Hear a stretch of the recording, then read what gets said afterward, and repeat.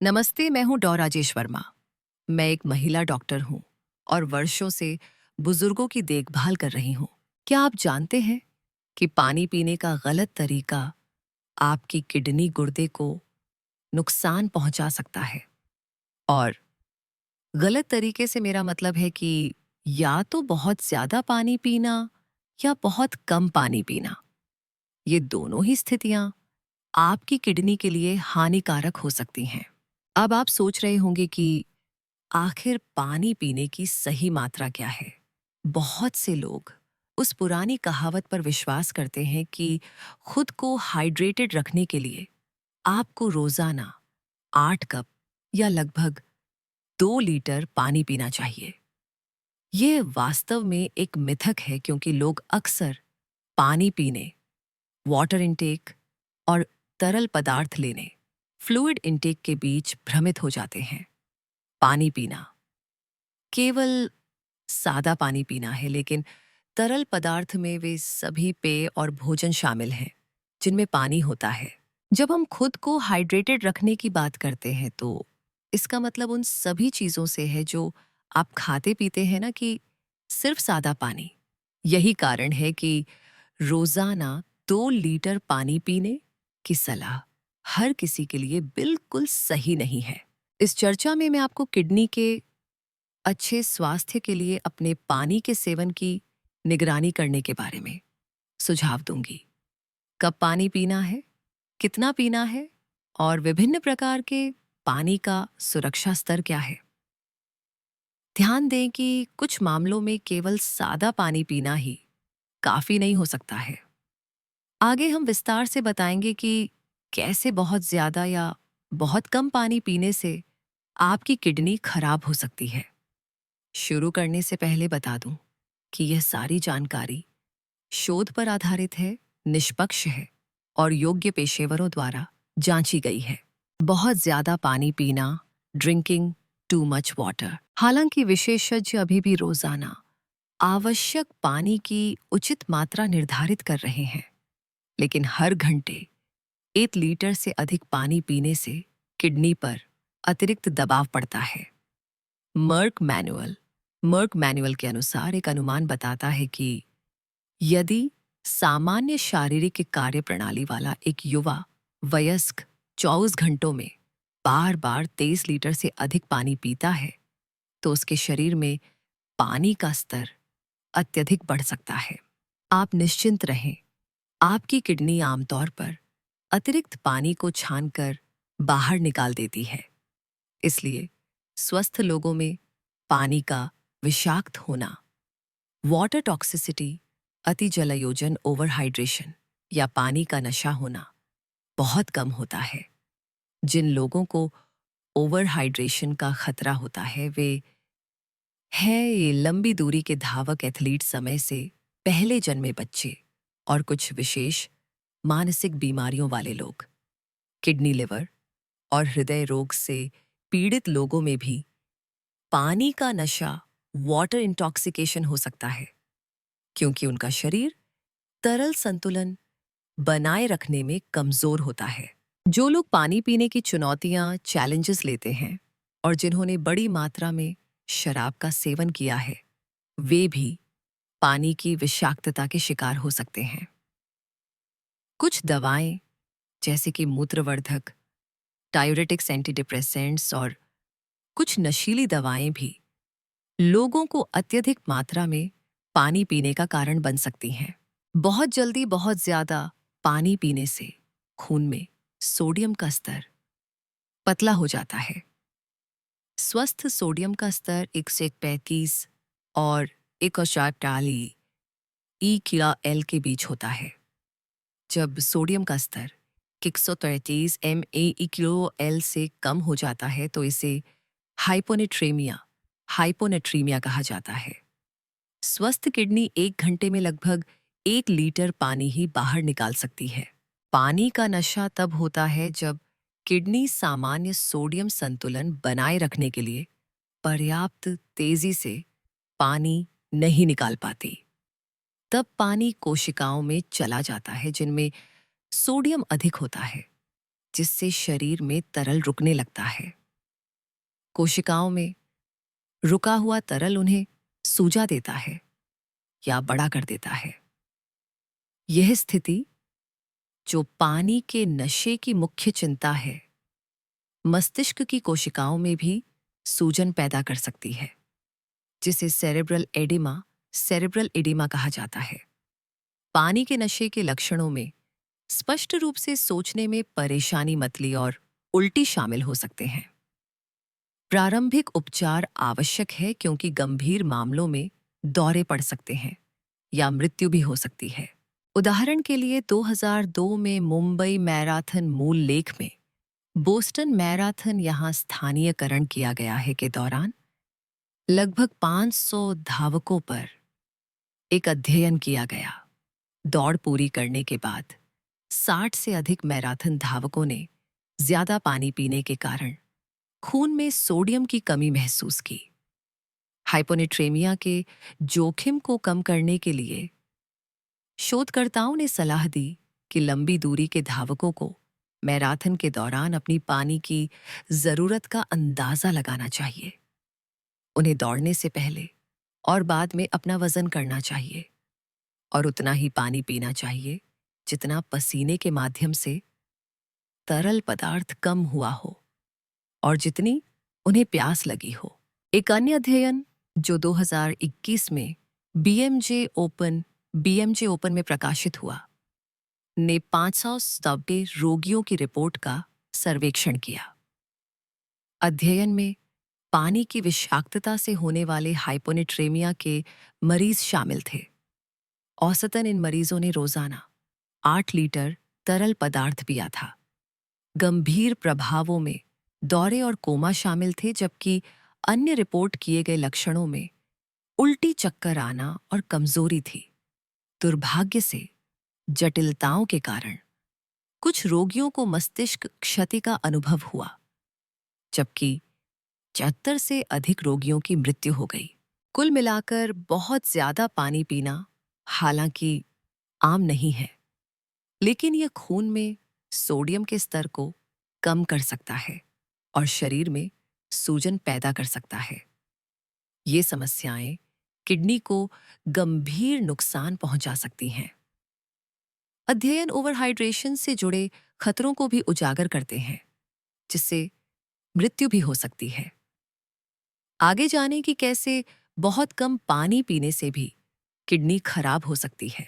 बहुत कम पानी पीना, drinking too little water. Hydrated रहने के लिए आपको ये जानना होगा कि आपको कब ज्यादा पानी की जरूरत है। सामान्य परिस्थितियों में जब हम पसीना बहाते हैं, सांस लेते हैं, शौच करते हैं और पेशाब करते हैं, तो पानी की कमी होती है। उदाहरण के लिए, शारीरिक व्यायाम के दौरान आप तेजी से सांस लेते हैं और पसीना ज्यादा आता है। गर्भवती या स्तनपान कराने वाली महिलाओं को पानी की अतिरिक्त आवश्यकता होती है।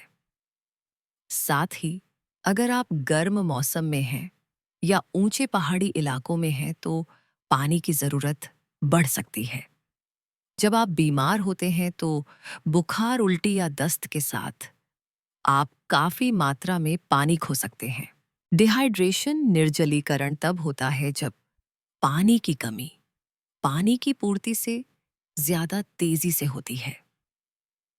अधिकांश जगहों पर पानी की प्रचुरता के कारण लोग आसानी से डिहाइड्रेशन से बच सकते हैं। हालांकि कई वयस्क, विशेष रूप से मेरे बुजुर्ग साथी, अक्सर दीर्घकालिक रूप से डिहाइड्रेटेड रहते हैं। कुछ बुजुर्ग व्यक्तियों में कमजोरी, प्यास लगने की कम क्षमता, मधुमेह या किडनी की क्षति हो सकती है, जो उन्हें जोखिम में डाल सकती है। यदि आप पर्याप्त इलेक्ट्रोलाइट्स के बिना बहुत अधिक पानी पीते हैं, तो भी निर्जलीकरण का जोखिम बढ़ जाता है। हम इस पर बाद में चर्चा करेंगे। जब शरीर में पानी की कमी होती है, तो वह कई तंत्रों के माध्यम से तरल असंतुलन को ठीक करने का प्रयास करता है। मस्तिष्क में विशेष सेंसर जिन्हें ऑस्मोरिसेप्टर OS रिसेप्टर्स कहा जाता है, रक्त के तरल और इलेक्ट्रोलाइट संतुलन में बदलाव का पता लगाते हैं। मस्तिष्क का हाइपोथैलेमस हिस्सा पीयूष ग्रंथि पिट्यूटरी ग्लैंड को एक एंटी डायूरेटिक हार्मोन ADH छोड़ने का संकेत देता है। ADH किडनी को बताता है कि पेशाब में तरल छोड़ना बंद करें और इसके बजाय इसे वापस खून में सोख लें। किडनी में भी निर्जलीकरण की भरपाई के लिए एक तंत्र होता है। जब रक्तचाप गिरता है तो वे रेनिन हार्मोन छोड़ते हैं, जो एक अन्य प्रणाली को सक्रिय करता है जो रक्तचाप को बढ़ाता है। रेनिन एक अन्य हार्मोन एंजियोटेंसिन आई को एंजियोटेंसिन आई में बदल देता है। एंजियोटेंसिन आई ड्राई किडनी के ऊपर स्थित अधिवृक्क ग्रंथियों एड्रीनल ग्लैंड्स को एल्डोस्टेरोन ऑल्डोस्टेरोन छोड़ने का संकेत देता है। फिर एल्डोस्टेरोन किडनी को अधिक सोडियम और पानी सोखने का संकेत देता है। यह रक्तचाप को वापस संतुलन में लाता है और आपको हाइड्रेटेड होने में भी मदद करता है। हल्के मामलों में भी दीर्घकालिक किडनी क्षति से बचने के लिए डिहाइड्रेशन का समाधान किया जाना चाहिए। यदि निर्जलीकरण जारी रहता है और गंभीर हो जाता है तो किडनी में एक्यूट किडनी इंजरी AKI विकसित हो सकती है, जो केवल 2 दिनों में हो सकती है। कम तरल पदार्थ की मात्रा से मूत्रपथ के संक्रमण UTI और गुर्दे की पत्थरी का खतरा भी बढ़ जाता है। यहाँ तक कि अपशिष्ट उत्पाद निस्पंदन प्रणाली में जमा हो सकते हैं या बिना छणे ही खून में वापस आ सकते हैं। सौभाग्य से हाइपोथैलेमस यह भी संकेत देता है कि आपको कब पानी पीने की जरूरत है। कम रक्त की मात्रा के जवाब में मस्तिष्क प्यास को ट्रिगर करता है और दिलचस्प बात यह है कि यह पता लगाता है कि आप कब तरल निगलते हैं। हालांकि जब तक आपको प्यास लगती है तब तक आप पहले ही थोड़े डिहाइड्रेटेड हो चुके होते हैं। इसलिए दिन भर थोड़ा थोड़ा पानी पीते रहना और प्यास लगने पर अधिक पीना सबसे अच्छा है। बुजुर्गों या मस्तिष्क की चोट वाले लोगों में प्यास महसूस करने की क्षमता कम हो सकती है और उन्हें पर्याप्त तरल पदार्थ का सेवन सुनिश्चित करना चाहिए। 2021 में क्लिनिकल और एक्सपेरिमेंटल नेफ्रोलॉजी में प्रकाशित एक बड़े अध्ययन ने 50,000 से अधिक लोगों के पानी के सेवन की जांच की। परिणामों से पता चला कि किडनी की क्षति को रोकने के लिए पानी का सेवन बढ़ाना महत्वपूर्ण था, विशेष रूप से बुजुर्ग पुरुषों में। जैसे जैसे प्रतिभागियों ने अपने शरीर के वजन के अनुपात में अधिक पानी पिया, उनकी किडनी की कार्यक्षमता में सुधार हुआ। अमेरिकन जर्नल ऑफ फिजियोलॉजी में प्रकाशित 2016 के एक अन्य अध्ययन में शोधकर्ताओं ने खेतिहर मजदूरों के बीच निर्जलीकरण को एक गंभीर चिंता के रूप में उजागर किया। इस आबादी में क्रोनिक किडनी रोग की दर बढ़ गई है। अध्ययन के निष्कर्षों ने सुझाव दिया कि हजारों खेतिहर मजदूरों की मौतें क्रोनिक डिहाइड्रेशन से संबंधित हो सकती हैं। शोधकर्ताओं ने किडनी की क्षति की रोकथाम पर प्रभावों को निर्धारित करने के लिए डिहाइड्रेटेड चूहों में विभिन्न प्रकार के तरल पदार्थों के सेवन को देखा। उन्होंने निष्कर्ष निकाला कि जो चूहे सोडा पीते थे उनमें सबसे कम हाइड्रेशन था और सबसे खराब किडनी क्षति थी। पानी या प्राकृतिक चीनी के विकल्प से मीठा पानी पीने वाले चूहों को निर्जलीकरण के केवल हल्के प्रभाव हुए। इसलिए सोडा नहीं बल्कि पानी पीकर हाइड्रेटेड रहना महत्वपूर्ण है। इस खंड में हमने पानी की कमी और निर्जलीकरण पर चर्चा की। अपर्याप्त तरल पदार्थ के सेवन से किडनी की चोट, गुर्दे की पथरी और मूत्रपथ के संक्रमण हो सकते हैं। आगे हम आपकी व्यक्तिगत तरल संतुलन आवश्यकताओं की निगरानी के तरीकों पर प्रकाश डालेंगे। अपने पानी के सेवन की निगरानी करें। Monitor your water intake. Kidney के स्वास्थ्य के लिए पानी के सेवन की निगरानी, जैसा कि बताया गया है, अपनी प्यास पर ध्यान देना आवश्यक है। पेशाब का रंग, गंध और आवृत्ति फ्रीक्वेंसी यह संकेत दे सकती है कि तरल पदार्थ का संतुलन कितना अच्छा है। साफ पेशाब आमतौर पर बताता है कि आप पर्याप्त हाइड्रेटेड हैं या बहुत अधिक हाइड्रेटेड हैं। जब आप ज्यादा पीते हैं तो आप बार बार पेशाब करते हैं। जब आप डिहाइड्रेटेड होते हैं तो आपका पेशाब पीला या एम्बर रंग का हो जाता है और उसमें तेज गंध हो सकती है। जैसे जैसे पेशाब अधिक गाढ़ा होता जाता है, आप शौचालय के कम चक्कर लगाएंगे। इस मामले में आपको पानी का सेवन बढ़ाना चाहिए। हालांकि अन्य कारक जैसे संक्रमण और किडनी की बीमारी भी पेशाब की विशेषताओं में बदलाव का कारण बन सकते हैं। इलेक्ट्रोलाइट्स जब आप हाइड्रेटेड नहीं होते हैं तो आप सोच सकते हैं कि क्या आपको इलेक्ट्रोलाइट ड्रिंक लेना चाहिए। जवाब हाँ और ना है। सबसे पहले आइए चर्चा करें कि इलेक्ट्रोलाइट्स क्या हैं, वे स्वस्थ शरीर के कामकाज के लिए क्यों महत्वपूर्ण हैं और किन स्थितियों में शरीर में इलेक्ट्रोलाइट असंतुलन हो सकता है। इलेक्ट्रोलाइट्स छोटे कण होते हैं जो एक विद्युत आवेश इलेक्ट्रिकल चार्ज ले जाते हैं। वे शरीर को महत्वपूर्ण कार्य करने में मदद करते हैं, जिसमें पोषक तत्वों और अपशिष्ट का परिवहन, तरल संतुलन, मांसपेशियों का संकुचन और तंत्रिका क्षालन शामिल है। वे आपके एसिड बेस संतुलन, हृदय गति और हृदय की लय को बनाए रखने में भी मदद करते हैं।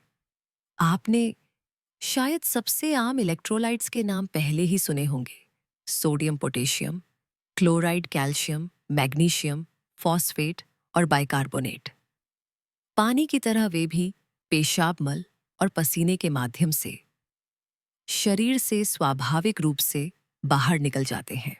बुखार, उल्टी या दस्त जैसी बीमारी के दौरान आप तरल पदार्थ के साथ अधिक इलेक्ट्रोलाइट्स खो सकते हैं। इलेक्ट्रोलाइट्स तब भी खो सकते हैं जब आप व्यायाम या गर्म और आर्द्र बाहरी तापमान के कारण भारी पसीना बहा रहे हों, और तब भी जब आप कुछ दवाएं ले रहे हों। मधुमेह वाले लोगों में उच्च रक्त शर्करा, हाई ब्लड शुगर भी इलेक्ट्रोलाइट और तरल हील दोनों की हानि का कारण बनता है। अब जब आप इन स्थितियों में डिहाइड्रेटेड हो जाते हैं तो इलेक्ट्रोलाइट रिप्लेसमेंट ड्रिंक्स जैसे ओआरएस या स्पोर्ट्स ड्रिंक तरल और इलेक्ट्रोलाइट्स को जल्दी से भरने में सहायक होते हैं। कुछ लोग हल्के या मध्यम व्यायाम के बाद उन्हें पीना चाह सकते हैं, लेकिन आमतौर पर सादा पानी पर्याप्त होगा। हालांकि भारी पसीने के साथ, 1 घंटे से अधिक व्यायाम करने या उच्च तापमान में जोरदार व्यायाम के साथ 1 घंटे से कम समय तक व्यायाम करने के बाद ये पेय फायदेमंद हो सकते हैं। इलेक्ट्रोलाइट ड्रिंक्स की आमतौर पर दिन भर जरूरत नहीं होती है और कुछ मामलों में ये हानिकारक भी हो सकते हैं। इनमें सोडियम, पोटेशियम, मैग्नीशियम और क्लोराइड की उच्च मात्रा होती है। किडनी या हृदय की स्थिति वाले लोगों के लिए ये पेय रक्तचाप बढ़ा सकते हैं या रक्त में इलेक्ट्रोलाइट के स्तर को खतरनाक रूप से बढ़ा सकते हैं। कुछ इलेक्ट्रोलाइट ड्रिंक्स में चीनी की उच्च मात्रा होती है, जो मधुमेह, मोटापा और अन्य स्वास्थ्य समस्याओं में योगदान कर सकती है। वे अस्वास्थ्यकर खाद्य रंगों, परिरक्षकों, प्रिजर्वेटिव्स और कृत्रिम चीनी के विकल्पों से भरे हो सकते हैं। इसलिए सादा पानी पीना सबसे अच्छा है। यदि आपको ये इलेक्ट्रोलाइट ड्रिंक्स पीने ही हैं, तो सामग्री लेबल को ध्यान से पढ़ें। ज्यादातर खाद्य पदार्थों में भी इलेक्ट्रोलाइट्स होते हैं, लेकिन पौधों से प्राप्त पूर्ण खाद्य स्रोत सबसे पौष्टिक होते हैं। अच्छे विकल्प होंगे फल जैसे खट्टे फल और नारियल पानी, लेकिन कुछ हरी पत्तेदार सब्जियां, शहद, अदरक, किण्वित खाद्य पदार्थों, फर्मेंटेड फूड्स का पानी, बीन्स समुद्री, शैवाल, कद्दू के बीज और फैटी मछली भी। ये सभी पोषक तत्वों से भरपूर इलेक्ट्रोलाइट खाद्य स्रोतों के उत्कृष्ट उदाहरण हैं। आम मिथक, कॉमन मिथ्स। यदि आपने अब तक पूरा वीडियो लेख देखा है तो आप हाइड्रेटेड रहने के बारे में आम मिथकों को पहचान पाएंगे। मिथक नंबर 1, आपको रोजाना 8 गिलास पानी पीना चाहिए। मिथक 2, आप जितना ज्यादा पानी पिएं, आपके शरीर के लिए उतना ही अच्छा है। मिथक 3, केवल पानी पीना ही हाइड्रेटेड रहने का एकमात्र तरीका है। मिथक 4, व्यायाम करते समय आपको हमेशा उच्च मात्रा में इलेक्ट्रोलाइट्स या स्पोर्ट्स ड्रिंक्स पीने चाहिए। एक और मिथक ये है कि कैफीन और शराब डिहाइड्रेशन करते हैं। हालांकि दोनों ही मूत्रवर्धक डायूरेटिक्स हैं जो पेशाब की आवृत्ति और मात्रा बढ़ाते हैं, लेकिन मध्यम खपत अभी भी आपके हाइड्रेशन को बनाए रखने में मदद कर सकती है। हालांकि अन्य मीठे पेय पदार्थों के साथ कैफीन और शराब को सीमित करें, क्योंकि अधिक मात्रा में सेवन करने पर किडनी पर हानिकारक प्रभाव पड़ सकता है। एक दिन में 400 मिलीग्राम तक कैफीन या लगभग 4 कप 9 ऑन्स वाले कॉफी सुरक्षित मानी जाती है। किडनी की बीमारी, किडनी डिजीज। किडनी की बीमारी वाले कुछ लोगों को पानी पीने की मात्रा के बारे में सावधान रहने की जरूरत है। जैसे जैसे किडनी की क्षति बढ़ती है, डॉक्टर सीमित तरल पदार्थ के सेवन की सलाह दे सकते हैं, विशेष रूप से किडनी डायलिसिस वाले लोगों के लिए। इस चरण में किडनी की पेशाब बनाने और शरीर में तरल की मात्रा को नियंत्रित करने की क्षमता बहुत कम हो जाती है। कुछ लोग पेशाब बनाना पूरी तरह बंद भी कर सकते हैं। हालांकि गुर्दे की पथरी या मूत्रपथ के संक्रमण यूटीआई वाले लोगों को अपना हाइड्रेशन बढ़ाना चाहिए। पानी से किडनी को फ्लश करने से पथरी को टूटने और बाहर निकलने में मदद मिलेगी। इसके अलावा पानी पीने से यूटीआई से लड़ने में भी मदद मिलेगी। ऐसा इसलिए है क्योंकि किडनी और मूत्राशय ब्लैडर को फ्लश करने से अवांछित बैक्टीरिया को हटाने में मदद मिलती है।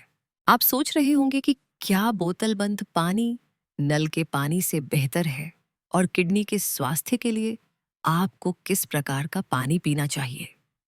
ध्यान रखने योग्य कुछ कारक हैं। दुनिया भर में नल के पानी के मानक उनकी सुरक्षा में भिन्न होते हैं।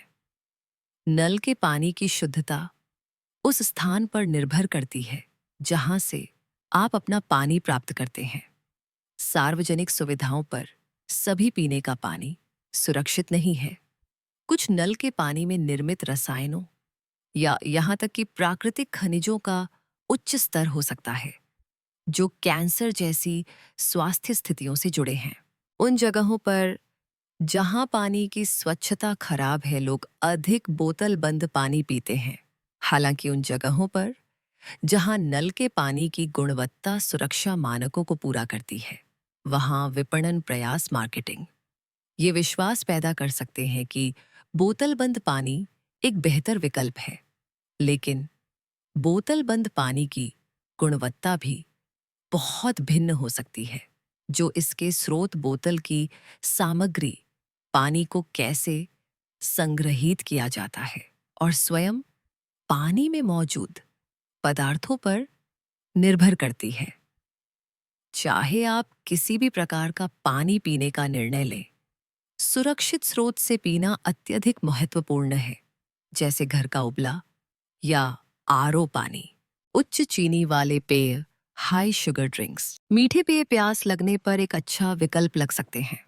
हालांकि वे हाइड्रेटिंग नहीं होते हैं और अच्छे से ज्यादा नुकसान पहुंचा सकते हैं। चीनी की उच्च मात्रा वाले पेय में सोडा, स्मूदी, कॉफी, एनर्जी और फलों के पेय शामिल हैं। वे न केवल रक्त शर्करा, ब्लड शुगर के स्तर में अस्वास्थ्यकर वृद्धि का कारण बनते हैं, बल्कि वे निर्जलीकरण को भी बढ़ा सकते हैं। चीनी में उच्च पेय एडीएच हार्मोन के स्राव को ट्रिगर करते हैं, जिससे किडनी तरल पदार्थ को रोक लेती है और पेशाब को गाढ़ा कर देती है। इससे किडनी पर खून को फिल्टर करने के लिए अतिरिक्त दबाव पड़ता है। साथ ही मीठे पेय से चीनी यूरिक एसिड और अन्य उप उत्पादों के उत्पादन को बढ़ा सकती है। ये अपशिष्ट उत्पाद सूजन और फ्री रेडिकल्स नामक हानिकारक पदार्थों के निर्माण का कारण बन सकते हैं। फ्री रेडिकल्स किडनी की छोटी निस्पंदन संरचनाओं के भीतर क्षति का कारण बन सकते हैं। सोडा गुर्दे की पथरी पैदा करने से भी जुड़ा है। कॉफी, चाय और एनर्जी ड्रिंक्स में बड़ी मात्रा में कैफीन पीने से उच्च रक्तचाप हो सकता है, जो किडनी पर अतिरिक्त दबाव डालता है। एक विकल्प के रूप में स्पार्कलिंग वाटर, सोडा पानी, बिना चीनी, ब्लैक कॉफी, ग्रीन टी और कम चीनी वाली स्मूदी या छाछ का प्रयास करें। कुल मिलाकर पानी पीना आमतौर पर हाइड्रेटेड रहने का सबसे अच्छा तरीका है। यूरोपियन जर्नल ऑफ न्यूट्रिशन में प्रकाशित 2021 की एक समीक्षा में कहा गया है कि पानी बिना किसी अन्य एडिटिव्स के सबसे स्वास्थ्यप्रद पेय है। सुझाव, टिप्स। अब हम उन सुझावों पर चर्चा करेंगे जो आपको यह तय करने में मदद करेंगे कि पानी कब पीना है। ये सुनिश्चित करने के लिए कि आपको दिन भर में पर्याप्त पानी मिल रहा है। भोजन से पहले और भोजन के दौरान पानी पिएं और जब आपको प्यास लगे तब पिएं।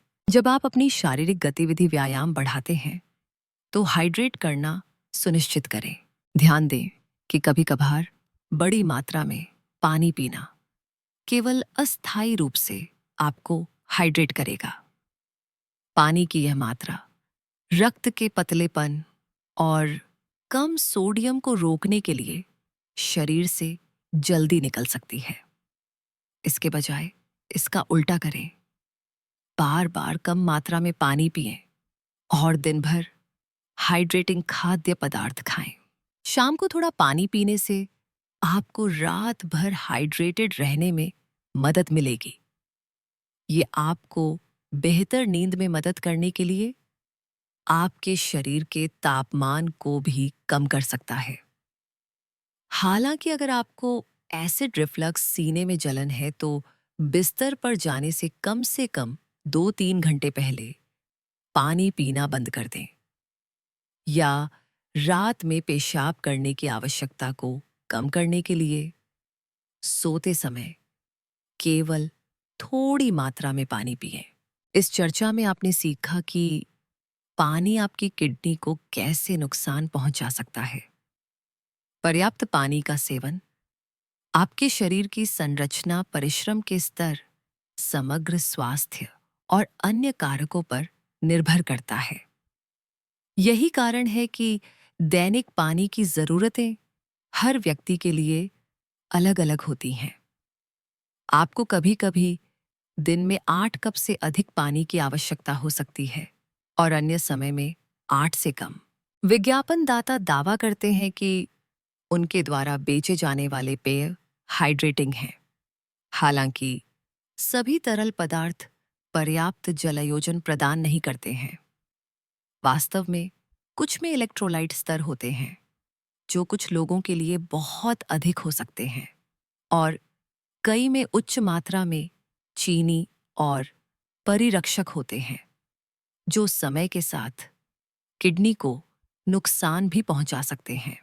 इसके बाद आपने सीखा कि आपकी किडनी के लिए पानी कितना महत्वपूर्ण है। शरीर के तरल पदार्थों के माध्यम से पानी की कमी होती है और अपशिष्ट को प्रभावी ढंग से खत्म करने, रक्तचाप को नियंत्रित करने और इलेक्ट्रोलाइट्स को संतुलित करने के लिए पानी की जगह लेना महत्वपूर्ण है। ये सभी प्रभाव आपके किडनी स्वास्थ्य को बहुत लाभ पहुंचाएंगे।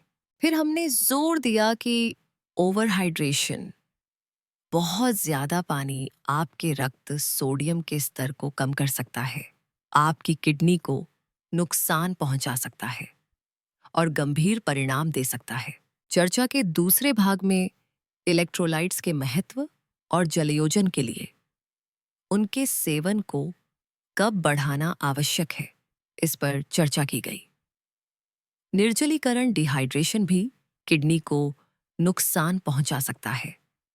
बहुत कम तरल पदार्थ के सेवन से कम रक्त की मात्रा हो सकती है और किडनी की निस्पंदन प्रणाली खराब हो सकती है।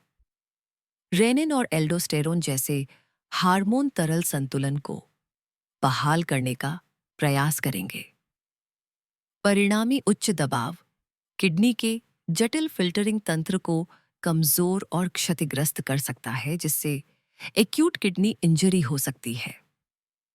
नियमित रूप से पानी पीना और विशेष रूप से जब आप प्यासे हों, निर्जलीकरण और किडनी पर इसके नकारात्मक प्रभाव को रोक सकता है। आगे बढ़ते हुए हमने तरल संतुलन के व्यक्तिगत संकेतों को पहचानने के तरीके पर चर्चा की। तरल संतुलन के सहायक संकेतक प्यास और पेशाब का रंग है। आपने सीखा कि आपका स्वास्थ्य इस बात पर निर्भर हो सकता है कि आपका पीने का पानी सुरक्षित है या नहीं।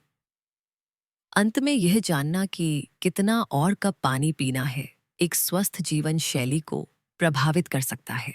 डॉ. राजेश वर्मा का अनमोल विचार, लाइफ लेसन।